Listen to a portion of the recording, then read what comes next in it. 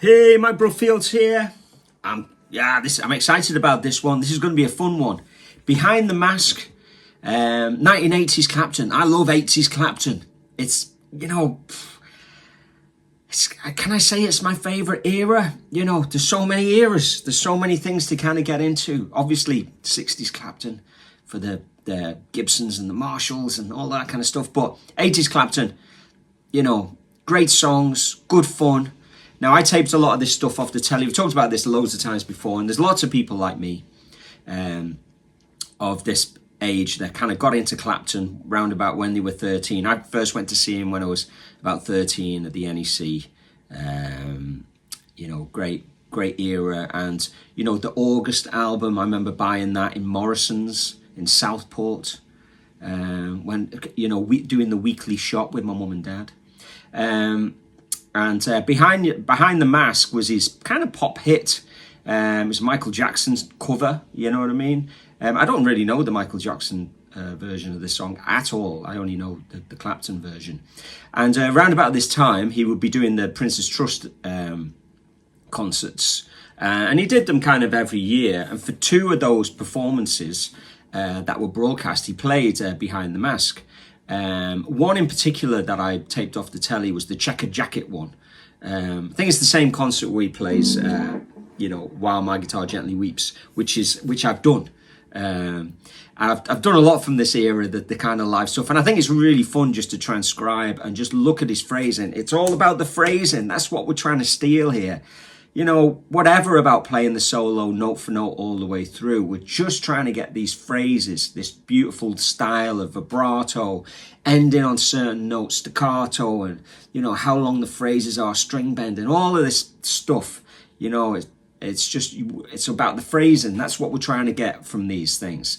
And it's a study. If we study the version he did Behind the Mask with the Checkered Jacket, and then we look at the other performance where he wears the white jacket, you can see that the solos are different, but there are similarities. There's rhythmical figures that he steals, but he plays in completely different places. It just makes for a really good insight into like Clapton's soloing, because he only has a small window, so he has to be quite precise. He can't build it up over 24 choruses of a blues. He's got this, it's a pop song, so he's got to play, expressively and dynamically for just that, just for that window.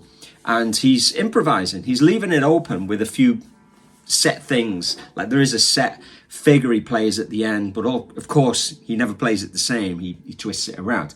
Anyway, enough rambling. The first thing we'll do is we'll check out the Checkered Jacket version of Behind the Mask, Prince's Trust, 80s style. So let's have a little play along with that. Now what I did is I transcribed this, both of them, and they're very similar. So I'll do my best to get them absolutely spot on, but by the time we've analysed it, and then I play it again, that'll probably be the one to play along with.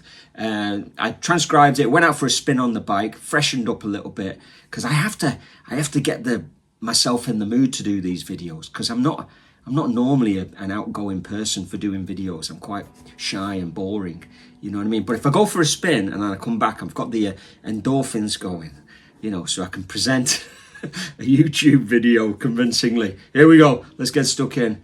I will probably put my notes up on Patreon. Just drop in the old Patreon note there. If you like what I'm doing there, feel free to join and throw a bit of support in there. Anyway, Behind the Mask, Clapton, Checkered Jacket version. Let's go. Okay, that's slow. Let's pump it up to 100% first. Live dangerously, and then we'll analyze it slowly.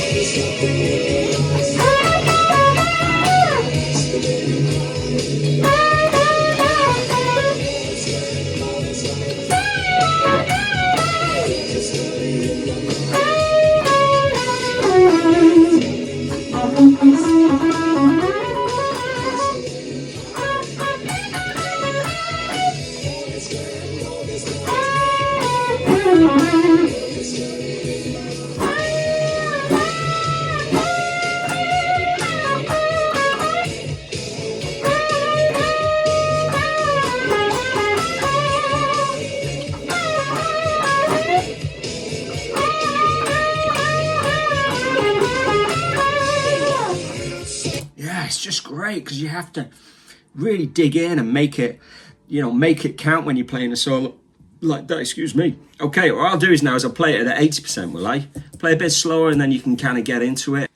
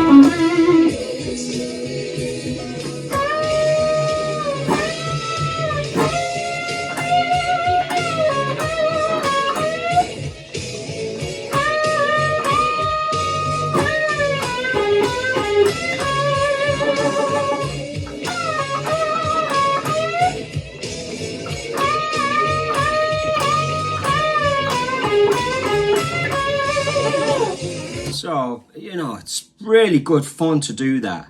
It's manageable. It's not super killer, but it teaches you a lot about playing dynamically, string bending, blues influenced kind of pop playing. Really good fun. And you can hear the chords behind the first bit. It's like an A major 7. It's an E major 7.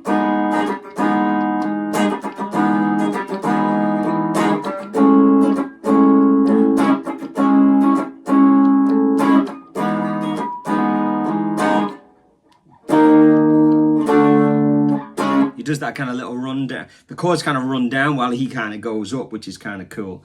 You can actually do this with a loop pedal.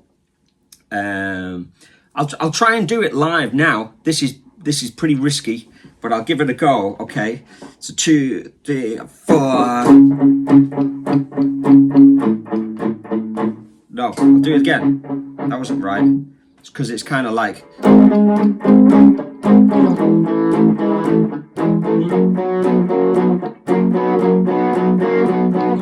So 1, 2, 3, 4.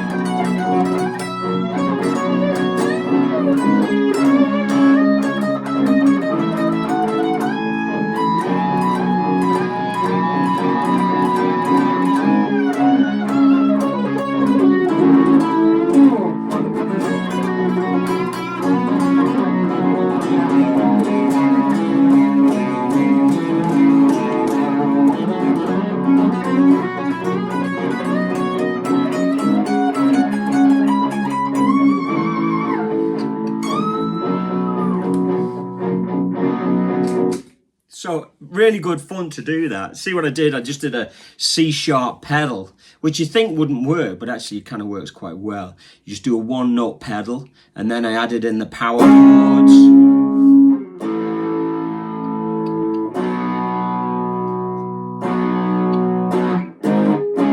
And then you can do that kind of like keyboard.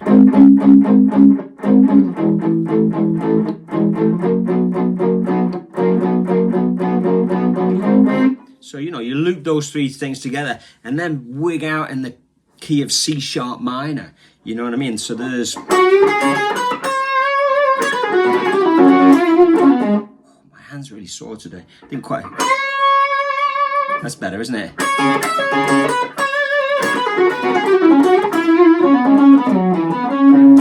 So you can just have loads of fun ripping in C sharp minor. Let's have a listen now to the Behind the Mask White Jacket version. So just give me a second there and I'll pull that up. And then we'll have a play of that. Now, where are we?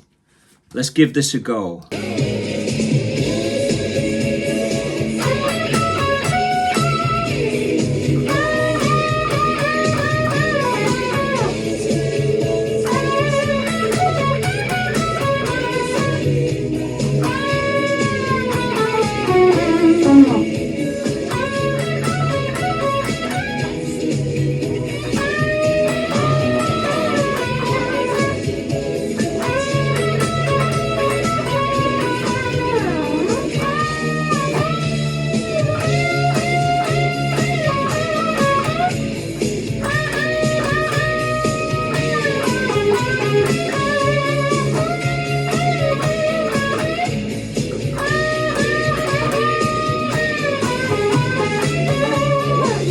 So yeah, that second version, there's more in the second solo, the White Jacket solo. The tempo is ever so slightly slower. It's actually louder because of the footage that I've ripped. But it's slightly slower, so I think he fills it up a little bit more, because if you look at the tab, which is over on Patreon, just become a free member and you can check it out. You'll see there's just more on the page.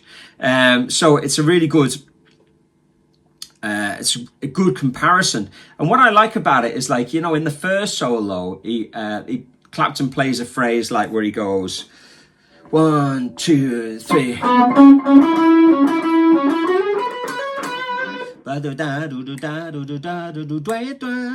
And then in the second one he goes,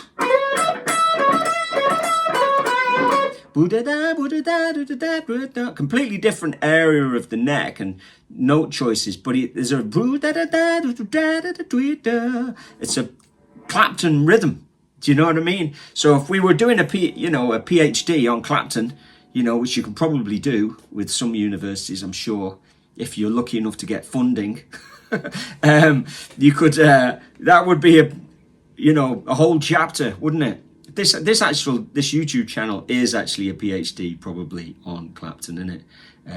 YouTube should give, not based on views or likes or popularity, but they should give awards for crazy idiots like me that research and study things that they're into. I'm not saying I deserve a reward. That's a bit weird, isn't it? But anyway, yeah.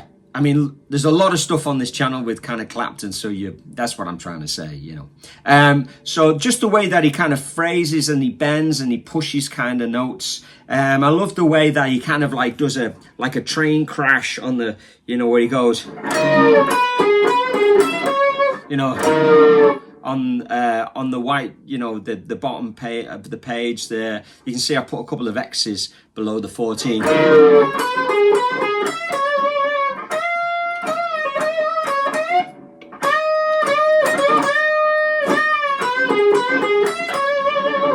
You know, so it's a great solo. It's really good fun. So 80s Clapton, what do you reckon? Really good fun to kind of play this one. Check out Patreon. I'm gonna have a little play with that little loop that I created, and let me know how you get on with this. And I'll see you on the next one. Keep it burning.